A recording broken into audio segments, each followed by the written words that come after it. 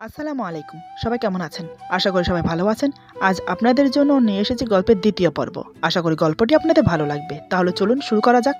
ঠোঁটে কখনো লিপস্টিক দেবে না। আমি নিজেকে কন্ট্রোল রাখতে পারি না। আমি চাই না আমি ছাড়া তোমাকে এভাবে কেউ দেখুক। হঠাৎ ওর কপালের দিকে তাকিয়ে আমার রাগ আরো বেড়ে যায়। আমার চোখ আবারও রক্তবর্ণ ধারণ করে। আমি দিক বেদিক না দেখে নীরার রক্তাক্ত হাত আবারও পেছনের দিকে ঘুরিয়ে দেয়ালের সাথে চেপে ধরে বললাম, কপালে টিপ দেওয়া হয়েছে?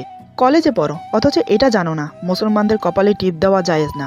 জানবে কি করে? আমার তো মনে হয় না তুমি কোনো দিন হাদিসের বইয়ের পাতা উল্টিয়ে দেখেছো। তোমার হাব ভাব আর চলাফেরা দেখলেই বোঝা যায়। এই বলে আমি নীরের কপাল থেকে টিপ তুলে নেই। তারপর টিস্যু দিয়ে ঠোঁট মুছে দেই, চোখের কাজল তুলে দেই, হাতে থাকা বাকি চুড়িগুলো খুলে নেই। চুড়ি খোলার সময় নীরা চোখ বন্ধ করে রাখে, কারণ আগে কিছু চুড়ি ভেঙে গেছে, তাতেই হাতের কিছু কিছু জায়গা কেটে গেছে। আমি পকেট থেকে রুমাল বের করে ছিঁড়ে দুই টুকরো করলাম। তারপর দুই হাতে খুব যত্ন করে বেঁধে দিলাম। আমার কাণ্ড দেখে নীরা অবাক হয়ে তাকিয়ে আছে। আমি বললাম, চুলটা বেঁধে নাও। নীরা কোনো রকম চুল বেঁধে নেয়। নীরা জানে আমার কথা না শুনলে কপালে দুঃখ আছে, তাই চুলে হাত খোপা করে নেয়। আমি বললাম, এখন গিয়ে মায়ের কাছে কাছে থাকবে, একা কোথাও যাবে না, কোনো ছেলের সাথে কথা বলবে না, আমি কিন্তু এখানে আছি, বুঝলে? নীরা বলে, এই বলে নীরা যেতে লাগে। আমি আবার নীরাকে জড়িয়ে ধরে কপালে কিস করে বললাম, এবার যাও। আমার কথা শুনে নীরা চলেই যাচ্ছিল। আমি পেছন থেকে ডেকে বললাম, আর হ্যাঁ, এসব কি করে হয়েছে কেউ জিজ্ঞেস করলে বলো আমি ওয়াশরুমে পড়ে গেছি। নীরা আমার কথা শুনে থমকে দাঁড়ায়, তারপর আমার দিকে তাকিয়ে বলে, মিথ্যে বলবো? আমি বললাম, তাহলে সত্যিটা বলো যে আমার হাজব্যান্ড এসব করেছে। কি আছে সেই সাহস? এই কথা শুনে নীরা আর কিছু বলে না, চলে যায়। এদিকে নীরার মা নীরাকে দেখে বলে, কিরে একা একা কই ঘুরছিস? আর এসব কি? তোর সাজগোজ সব মুছে ফেলেছিস কেন? এই, তোর ঠোঁটে কি হয়েছে রে? এমন রক্ত জমাট হলো কি করে? আর তোর হাতের চুড়ি ভাঙলো কি করে? কি হয়েছে সত্যি করে বলতো। নীরা মায়ের এমন সন্দেহজনক কথা শুনে কিছুটা ঘাবড়ে যায়। তারপরও নিজেকে ঠিক রেখে বলে, আরে তেমন কিছু না, ভারী ভারী লাগছিল, তাই এগুলো ধুয়ে ফ্রেশ হওয়ার জন্য ওয়াশরুমে গিয়েছিলাম।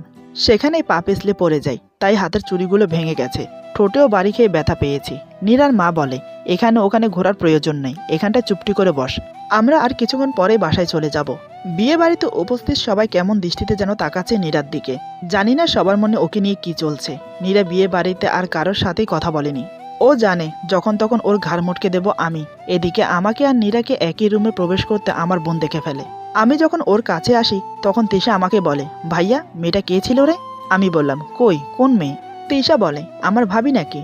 আমি বললাম, তিশা বলে, আমার কিন্তু অনেক পছন্দ হয়েছে, কিউটের ডাব্বা, কিন্তু যাওয়ার সময় দেখলাম রঙিন আর আসার সময় সাদা কালো, কাহিনী কি ভাই? আমি বললাম, তোর এত কাহিনী জানতে হবে না। তিশা বলে, তাহলে কিন্তু সবাইকে বলে দেব। আমি বললাম, না রে বোন আমার, তোর কষ্ট করতে হবে না, আমিই বলে দেব।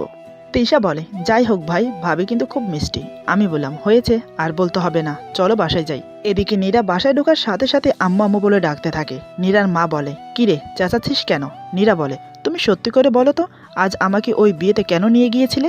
নীরার মা বলে, এটা কেমন কথা, বিয়েতে মানুষ কেন যায়? নীরা বলে, একদম মিথ্যে বলবে না। পিয়াস নামের ছেলেটা কেন বলল যে ওর সাথে নাকি আমার বিয়ে হবে? নীরার মা বলে, ঠিকই তো বলেছে ছেলেটা, খুব ভালো, বিদেশ থেকে পড়াশোনা কমপ্লিট করেছে, এখন বাবার কোম্পানিতে বসবে। তোকে ওদের পরিবারে খুব পছন্দ ছিল, আজ ছেলেও হ্যাঁ করে দিয়েছে। সামনের বুধবারে তোদের এঙ্গেজমেন্ট, তোর বাবা সব ঠিক করে ফেলেছে। নীরা শুনে তো মাথায় হাত, বলে কি মা, সবকিছু পাকাও করে ফেলেছে? নীরা বলে, মানে কি এসবের? আমি যদি জানতাম তোমাদের মনে এসব আছে, আমি জীবনেও যেতাম না, আমি ওকে বিয়ে করতে পারবো না। নীরার মা অবাক হয়ে বলে, কেন পারবি না শুনি? পিয়াস কোন দিক দিয়ে খারাপ আমাকে বল। নীরা বলে, ওকে আমার পছন্দ হয়নি। নীরার মা বলে, একদম মিথ্যে বলবি না, কত মেয়ে পিয়াসকে বিয়ে করার জন্য লাইন লাগিয়ে আছে জানিস? নীরা মনে মনে বলে, তুমি জানো না মা, ওই গুন্ডারা এই কথা জানতে পারলে আমাকে কুচি কুচি করে খাবে। নীরা মাকে বলে, তাই বলে তুমিও আমাকে সেই লাইনে দাঁড় করিয়ে দিতে পারো না, আমারও একটা মতামত আছে। নীরার মা বলে, তোর কি ধারণা আমি তোর বাবা তোর খারাপ চাইবো? আর তুই এতটাও বড় হয়ে যাসনি যে আমাদের মুখের উপর কথা বলবি। নীরা বলে, কিন্তু মা। নীরার মা বলে, আরেকটা কথা বললে কিন্তু থাপ্পড় খাবি, পিয়াসের সাথেই তোর বিয়ে হবে, এটাই ফাইনাল। নীরা আর কিছু বলল না, জানে এর থেকে বেশি বলতে গেলে সত্যিই থাপ্পড় খাবে। নীরার মা চলে যাবার পর নীরা বিছানায় বসে ভাবতে থাকে, কি করবে সে। নীরা বিড়বিড় করে বলে, কিন্তু আমি কেন বিয়েতে রাজি হচ্ছি না সেটা তো তোমরা বুঝতে পারছো না। যা শুনলাম পিয়াস ভালো ছেলে, আর দেখতেও খুব একটা খারাপ না। তাহলে কি শুধু মিরাজের ভয়ে মা বাবা আমাকে এত তাড়াতাড়ি বিয়ে দিতে চাইছে? শালা মিরাজ, ইচ্ছে করছে তোকে ডাস্টবিনের মধ্যে আটকে রাখি, হাত পা ভেঙে ফ্রিজে রেখে দেবো তোকে। সাইকো, তোর জন্য আমার জীবনটা পুরোই তেজপাতা হয়ে গেল। এসব নানা কথা চিন্তা করতে করতে সেদিন রাত পার হয়ে যায়। পরের দিন নীরা কলেজে এসে দেখে পিয়াস আর আমি একসাথে দাঁড়িয়ে আছি। নীরা বলে, ও মাই গুডনেস, এই পিয়াসের বাচ্চা এখানে কেন? না জানি পিয়াস মিরাজকে কি বলেছে। আজ তো মিরাজ আমাকে ঝাল মশলা ছাড়াই চিবিয়ে চিবিয়ে খাবে। আল্লাহ বাঁচাও আমাকে। নীরা ভয়ে ভয়ে এগিয়ে যায়। এরই মধ্যে পিয়াস নীরাকে আসতে দেখে বলে, নীরা তুমি এখানে? নীরা বলে, জি ভাইয়া, আমি এই কলেজেই পড়ি তো, আপনি এখানে? পিয়াস বলে, আর বলো না, এ হচ্ছে মিরাজ, আমার ছোটবেলার বন্ধু। আজ সকালে হঠাৎই দেখা, তাই এখানে নিয়ে আসলো। আমি বললাম, তোরা আগে থেকে একে অপরকে চিনিস নাকি? পিয়াস বলে, আরে তুই তো ওকে চিনিস না, ও হলো। এরই মধ্যে নীরা বলে, কাজিন। ও হলো আমার কাজিন ব্রাদার। পিয়াস বলে, কিন্তু নীরা তুমি তো আমার। নীরা বিড়বিড় করে বলে, আরে বেটা চুপ কর, নইলে মিরাজ তোর মাথাটা উড়িয়ে দেবে, নিজের বিপদ নিজে আনিস না। নীরা বলে, হ্যাঁ ভাইয়া, আমি তো আপনার বোনেরই মতো, তাই না?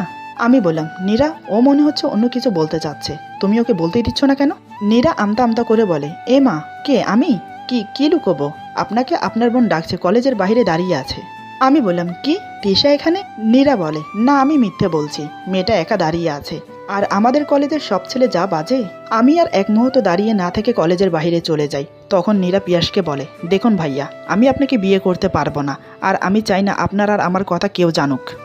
বাসায় অনেক বলেছি বিয়েটা ভাঙার জন্য, কিন্তু বাসায় রাজি হচ্ছে না। দয়া করে আপনি না করে দিলে তাহলেই সব পসিবল। পিয়াস বলে, তুমি কি কাউকে ভালোবাসো? নীরা বলে, না বাসি না, কিন্তু মনে মনে আমার কথা মনে হয়, যদি বাসতাম তাহলে আর আপনাকে বলতাম না। আমার সমস্যা আছে, আমি বিয়েটা করতে পারবো না। পিয়াস বলে, আমি তোমার কথাটা রাখতে পারবো না, আমি বিয়ে করলে তোমাকেই করব, বিয়ের জন্য তৈরি হও, বাই। এই বলে পিয়াস চলে যায়। নীরা পেছন থেকে ডেকে বলে, শোনেন, আমার কিন্তু বিয়ে হয়ে গেছে। কিন্তু কথাটা পিয়াসের কানে যায় না, ও তার আগেই চলে গেছে। নীরা ভাবে, আমি কি বললাম? মিরাজের সাথে আমার বিয়ে, মিরাজের সাথে বিয়েটা আমি মানি না। কিন্তু আমি এ কথা কেন বললাম? এমন সময় আমি এসে বললাম, এই নীর, তুমি আমাকে মিথ্যা কেন বললে? আর পিয়াস কই গেল? নীরা বলে, আপনার কি ধারণা আমি মিথ্যুক? আমি বললাম, আচ্ছা বাদ দাও, ও কই গেল? নীরা বলে, ও তো বাসায় চলে গেল, কি জরুরি কাজ আছে তাই। আমি বললাম, নীর পাখি? নীরা মনে মনে বলে, উফ, এই ছেলেটা আমাকে এই নামে কেন ডাকে? আমার যে এই নামটা শুনলে বুকের ভেতর ধুক করে ওঠে। নীরা বলে, কি? আমি বললাম, তুমি কি আমার কাছে কিছু লুকোচ্ছ? নীরা বলে, কই না তো, আমার ক্লাস আছে, গেলাম। এই বলে নীরা দৌড়ে চলে গেল। নীরা চলে যাওয়ার দিকে তাকিয়ে বললাম, নীর পাখি, তুমি যে কিছু একটা লুকোচ্ছ তা আমি 100% শিওর, কিন্তু কি সেটা একবার যদি জানতে পারি তুমি উল্টাপাল্টা কিছু প্যাচ করছো, তো তোমার অবস্থা খারাপ হবে। এই বলে আমি ক্যাম্পাসে চলে গেলাম। নীরা কলেজ শেষ করে বাসায় চলে যায়, আমি ওকে ড্রপ করে দেই। সন্ধ্যার দিকে নীরার মা নীরার রুমে এসে বলে, এগুলো নেই। নীরা তাকিয়ে বলে, কি এগুলো মা? নীরার মা বলে, শাড়ি আর কিছু জুয়েলারি। নীরা কিছুটা অবাক হয়ে বলে, এগুলো আমি কি করব? নীরার মা বলে, পিয়াস ফোন দিয়েছে, কালকেই ও কোর্ট ম্যারেজটা করতে চাচ্ছে। অফিসের কাজে ও 1 মাসের ট্যুরে যাবে, তাই বিয়েটা করে রেখে যাবে, পরে ওখান থেকে আসার পর অনুষ্ঠান করে তোকে তুলে নিয়ে যাবে। এসব শুনে রীতিমতো নীরা অবাক হয়ে যায়। এ তো কাল শুনেছে এঙ্গেজমেন্ট হবে, আজই বলছে কোর্ট ম্যারেজ হবে। চাইছে কি এরা? নীরা এক প্রকার চেঁচিয়ে বলে, মা তোমরা বুঝতে চাইছো না কেন বলো তো? আমি এখন বিয়ে করতে চাই না। নীরার মা বলে, এখানে বোঝাবুঝি তো কিছু নেই। দেখ নীরা, তোর সাথে অযথা তক্র করার ইচ্ছে আমার নেই, বিয়েটা তোকে করতেই হবে। নীরা বেশ বুঝতে পারলো এখন ওকে সত্যিটা বলতেই হবে, তা না হলে পরে যে কি হবে সেটা সে ভাবতেও পারছে না। নীরা বলে, মা তোমার সাথে আমার কিছু কথা আছে মিরাজের ব্যাপারে। নীরার মা আমার কথা শুনে তেলে বেগুনে ছ্যাদ করে উঠল। নীরার মা চেঁচিয়ে বলে, মিরাজ, ওর কথা যেন তোর মুখে আমি আর দ্বিতীয়বার না শুনি। কত বড় বাজে ছেলে ও, মনে নেই ও তোর বাবাকে কিভাবে অপমান করেছিল? ওর জন্য, শুধুমাত্র ওর জন্যই তোকে বিয়ে দিয়ে এই টেনশন থেকে মুক্তি পেতে চাই। নীরা বলে, কিন্তু মা। নীরার মা বলে, বিয়ে না করলে আমাদের মরা মুখ দেখবি, তোর যা ইচ্ছে কর। এই বলে চলে গেল। নীরা মা চলে যাওয়ার পর বলে, তুমি বুঝছো না মা, মিরাজ যদি জানতে পারে আমাদের সবার অবস্থা খারাপ করবে, আমাকে তো মেরেই ফেলবে। সেদিন আমাকে দিয়ে বিয়ের ব্যাপারে সাইন করিয়ে নিয়েছে, এত সহজে ছাড়বে না। ওর সব পাগলামো দেখতে দেখতে আমিও একটু একটু করে দুর্বল হয়ে পড়ছি, কিন্তু আমার জন্য তোমাদের মান সম্মানের কোনো ক্ষতি হতে দেব না, বিয়েটা করব আমি। এভাবে নানান ভাবনা চিন্তার মাঝে রাত কেটে যায়। আজ বিকেলে নীরা আর পিয়াসের কোর্ট ম্যারেজ। এদিকে নীরাকে কলেজে না দেখে আমি নীরার খোঁজ নিতে বের হলাম, কিন্তু নীরার বাড়িতে খোঁজ নিয়ে জানতে পারি ওরা সকালে নাকি কোথাও বেড়াতে গেছে। ব্যাপারটা মোটেও ভালো লাগলো না আমার। এদিকে নীরার মা বাবা সকালে নীরাকে নিয়ে নীরার ফুফুর বাসায় চলে যায়, কারণ ওরা জানে আমি ঘুণাক্ষরে জানতে পারলে বিয়েটা হতে দেব না। আগের বারে যেমন করেছিলাম, হ্যাঁ এর আগেও নীরাকে বিয়ে দেওয়ার চেষ্টা করেছিল আমার হাত থেকে বাঁচাতে, কিন্তু পারেনি, তাই এত গোপনীয়তা। এদিকে নীরাকে আজ লালপরি সাজানো হয়েছে।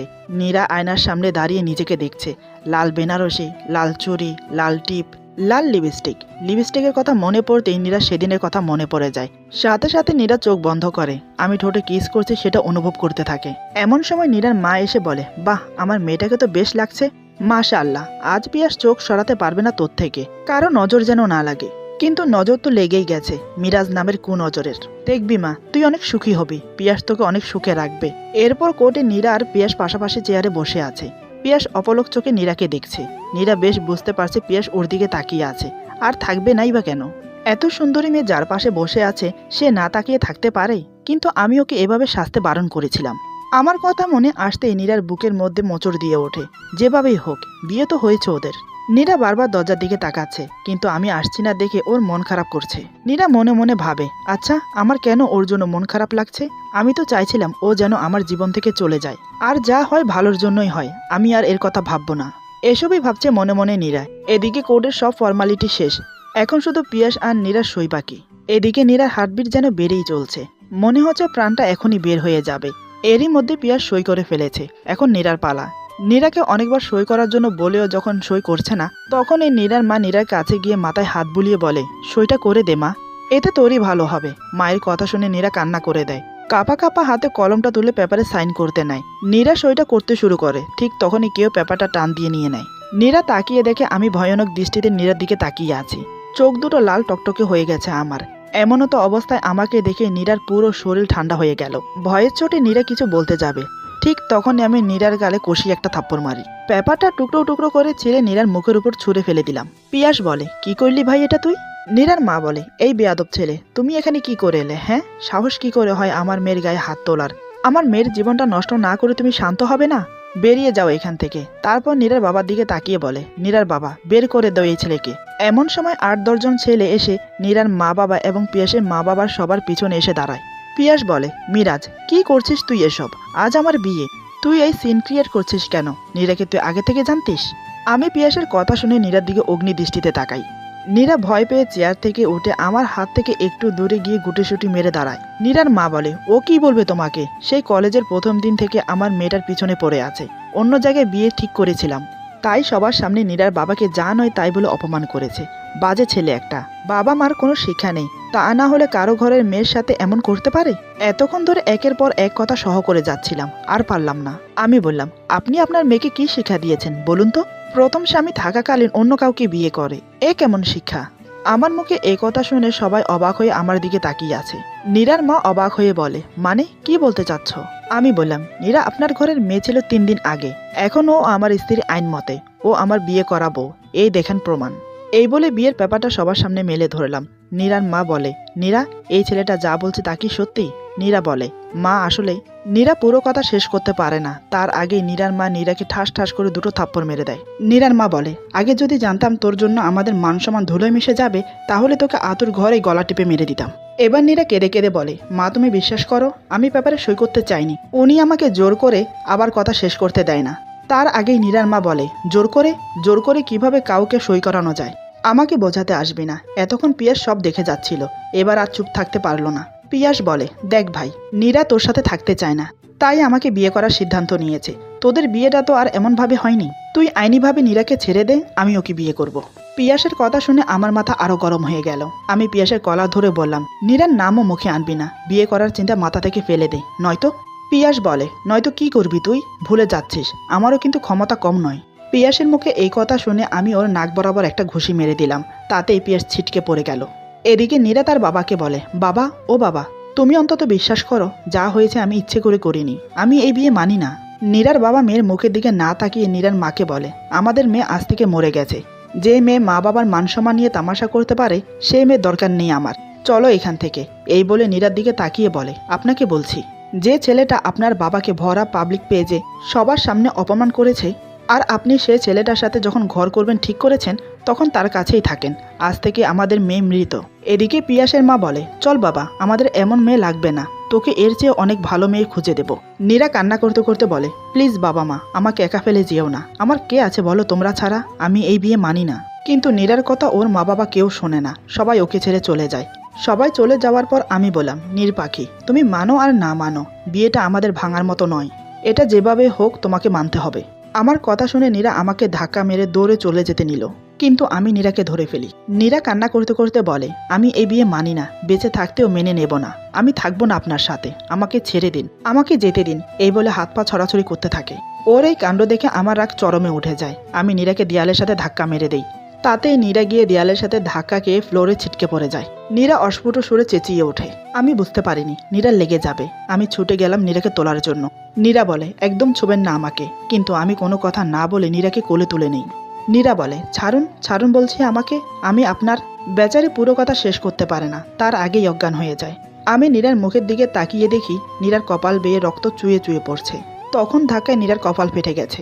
আমি বললাম, এই নীর পাখি, এই নীর কথা বলো। নীর, কেন যে তুমি আমার রাগটা উঠাও? তাতে ক্ষতি তোমারই হয়, বোঝো না কেন? তোমাকে ছাড়া আমি থাকতে পারবো না। এই বলে আমি আর দেরি না করে নীরাকে হাসপাতালে নিয়ে যাই। সেখানে নীরাকে ডাক্তার দেখিয়ে আমাদের অন্য একটা বাড়িতে নিয়ে যাই। সেখানে আমি একাই থাকি। আমি আমার মা বাবার সাথে থাকি না, কারণ নিজের মায়ের সংসারে অন্য মহিলাকে আমি সহ করতে পারি না। যাই হোক, নীরার যখন জ্ঞান ফিরে তখন সে নিজেকে বিছানায় দেখতে পায়। রুমটা খুবই অগোছালো। পুরো রুমে নীরার ছবি ঝোলানো। নীরার বুঝতে বাকি থাকে না যে এটা আমার রুম। আস্তে আস্তে সে চারিদিকে দেখতে লাগলো, কোথাও আমাকে দেখতে পেল না। সে খুব কষ্ট করে উঠে রুম থেকে বের হয়ে মেন ডোর খুলে বাসা থেকে পালিয়ে গেল। কিন্তু রাস্তায় এসে আর কিছু চিনতে পারে না। নীরা বলে, আল্লাহ, কোন রাস্তা এটা? আমি তো কিছুই চিনতে পারছি না, কোন দিকে যাব? উফ, মাথাটা মনে হচ্ছে ছিঁড়ে পড়ে যাবে, এতটাই মাথা ব্যথা করছে। নীরা রাস্তায় দৌড়াতে থাকে, কিন্তু কোনো বাড়ি ঘর গাড়ি কিছুই দেখতে পায় না। কারণ আমি যেখানে থাকি সেটা শহর থেকে অনেক দূরে, তার আশেপাশে কোনো বাড়িঘর নেই। দিনের বেলা গাড়ি দেখা গেলেও রাত্রে তো কোনো পোকাও দেখা যায় না। প্রায় ঘন্টাখানিক দৌড়ানোর পর সামনে একটা গাড়ি আসতে দেখতে পেল। নীরা গিয়ে তাদের কাছে সাহায্য চাইল। নীরা বলে, please help me, save me please. আমার জানা সত্ত্বে এখানে কোনো গাড়ি আসে না রাতে, যদি না কেউ লং ড্রাইভে বের হয়। নীরার সৌন্দর্য আর ফিগার দেখে গাড়ির ভেতরে থাকা 4টা ছেলে একে অপরের চেহারা দেখতে লাগলো। তাদের মুখে একটা পৈশাসিক হাসি ফুটে উঠল। গাড়ি থেকে 4টা ছেলে নেমে এলো। তারা লুবাতর দৃষ্টিতে নীরার দিকে তাকালো। একম ছেলে বলে, কি প্রবলেম বেবি, আসো দেখি। দ্বিতীয় ছেলে বলে, ভয় পাচ্ছ কেন? আমরা তোমার সব সমস্যা সমাধান করে দেব। নীরা ওদের মতলব বুঝতে পেরে বলে, আমার কোনো হেল্প লাগবে না। এই বলে দৌড় দিতে যাবে, অমনি তৃতীয় ছেলেটি নীরার হাত ধরে ফেলে। তৃতীয় ছেলেটি বলে, তোমার না লাগলেও আমাদের লাগবে বেবি। এমন সময় আমার গাড়ি এসে থামে নীরার সামনে। আসলে আমি বাথরুম থেকে বের হয়ে দেখি নীরা নেই, আর মেন দরজাও খোলা। আমি ভালোভাবেই বুঝতে পারি নীরা পালিয়েছে। তাই আমি গাড়ি নিয়ে বেরিয়ে আসি। এসে দেখি নীরার হাত ধরে কেউ টানাটানি করছে। আমি গাড়ি থেকে নামতেই নীরা ছেলেটার হাত ছাড়িয়ে দৌড়ে এসে আমাকে জোকের মতো জড়িয়ে ধরে। এরই মধ্যে আমার লোকেরা এসে 4জন ছেলেকে পিটাতে শুরু করে। আমার সাথে সবসময় 4-5টা ছেলে থাকে। আমি নীরাকে ছাড়ানোর চেষ্টা করি, কিন্তু ছাড়াতে পারি না। নীরা যেভাবে আমাকে ধরে কান্না করছে, এতে আমার খুব কষ্ট হচ্ছে। আমি নীরাকে জোর করে ছাড়িয়ে গাড়িতে বসাই, তারপর বাসায় নিয়ে আসি। বাসায় এনে বিছানায় বসিয়ে দেই। আমি নীরার সামনে পানির গ্লাস এগিয়ে দেই, কিন্তু নীরা সরিয়ে দেয়। এতে আমার মাথা খারাপ হয়ে যায়। পানির গ্লাসটা শরীরের সমস্ত শক্তি দিয়ে ফ্লোরে আছাড় মারি। আমি বললাম, তুমি কি ভাবো নিজেকে? হ্যাঁ, আমার কাছ থেকে পালানোর সাহস কি করে হয় তোমার? সাহস কি করে হয় অন্য কাউকে বিয়ে করার? নীরা বলে, আমি এই বিয়ে মানি না। আমি বললাম, তুমি মানো আর না মানো, তোমাকে আমার সাথেই থাকতে হবে। নীরা বলে, আমি আপনার সাথে থাকার চেয়ে মরে যাওয়া পছন্দ করব। আমি বললাম, এতটাই অপছন্দ করো আমাকে? আমি এতটাই খারাপ? আমাকে কি ভালোবাসা যায় না? আমি যে অনেক ভালোবাসি তোমাকে, প্লিজ আমাকে ভালোবাসো নীর পাখি, প্লিজ। নীরা বলে, আমি আর কতবার বলবো আমি আপনাকে ভালোবাসি না, বাসি না, বাসি না, আর কোনোদিন বাসবও না। I just hate you, just hate you. আমি নীরার কথা শুনে আর নিজেকে কন্ট্রোল করতে পারলাম না। নীরাকে বিছানার সাথে চেপে ধরে বললাম, ভালোবাসলেও তোকে আমার সাথে থাকতে হবে, আর ভালো না বাসলেও থাকতে হবে। নীরা বলে, আমি থাকবো না আপনার কাছে, আমি কালকেই চলে যাব। ওর কথা শুনে আমার মাথায় রক্ত চেপে যায়। আমি হিতাহিত জ্ঞান শূন্য হয়ে পড়ি। নিজের রাগ আর সম্বরণ করতে পারছি না। হঠাৎ আমি নীরার চুল মুঠি করে ধরি। তারপর নীরার ঠোঁটে গলায় পাগলের মতো কামড়াতে থাকি, সাথে ছোট ছোট কিস করতে থাকি। আমি নীরার উপর ঝুঁকে না থেকে ওর উপর শুয়ে পড়ি। তারপর আমার ইচ্ছে মতো ওর চুলের মুঠি ধরে ঠোঁটে গলায় বুকে ছোট ছোট কিস আর মাঝে মাঝে কামড়াতে থাকি। আমি যেন এতেই আনন্দ পাচ্ছি। হঠাৎ নীরা ব্যথায় ছটপট করতে থাকে, বারবার বলছে, আমাকে ছেড়ে দিন প্লিজ, আমার লাগছে। কে শুনে কার কথা তখন? তখন তো আমার মাথায় রক্ত চেপে গেছে। আমি নীরার সাথে কি করছি সেটা আমি নিজেও জানি না। নীরা আমাকে হাতে বাধাও দিতে পারছে না, কারণ আমি তার হাত দুটো শক্ত করে বিছানার সাথে চেপে ধরেছি। আমার সামনে নীরা কিছুই না। আমার মতো সুটাম বলিষ্ঠ দেহধারী যুবকের সামনে নিতান্তই ছোট নীরা। না সে আমার সাথে গায়ের জোরে পারবে, না সে আমাকে ধাক্কা মেরে 1 ইঞ্চি সরাতে পারবে। তারপরও নিজেকে ছাড়ানোর চেষ্টা করে যাচ্ছে, কিন্তু পারছে না। হঠাৎ নীরা যা করে তার জন্য আমি একটুও প্রস্তুত ছিলাম না। তৎক্ষণাৎ আমার সম্বিত ফিরে। তখন আমি বুঝতে পারি রাগের মাথায় আমি কি করেছি, এখন আমার কি করা উচিত। কিন্তু নীরা তারপরও দমল না। সে যা বলে তাতে আমি আরো আশ্চর্য হয়ে যাই। এরপর যা হলো। আজকের গল্প এখানে সমাপ্ত। গল্পের বাকি অংশ পেয়ে যাবেন আগামী পর্বে। আশা করি গল্পটা আপনাদের ভালো লাগবে। তাহলে সবাই ভালো থাকুন, সুস্থ থাকুন। আল্লাহ হাফেজ।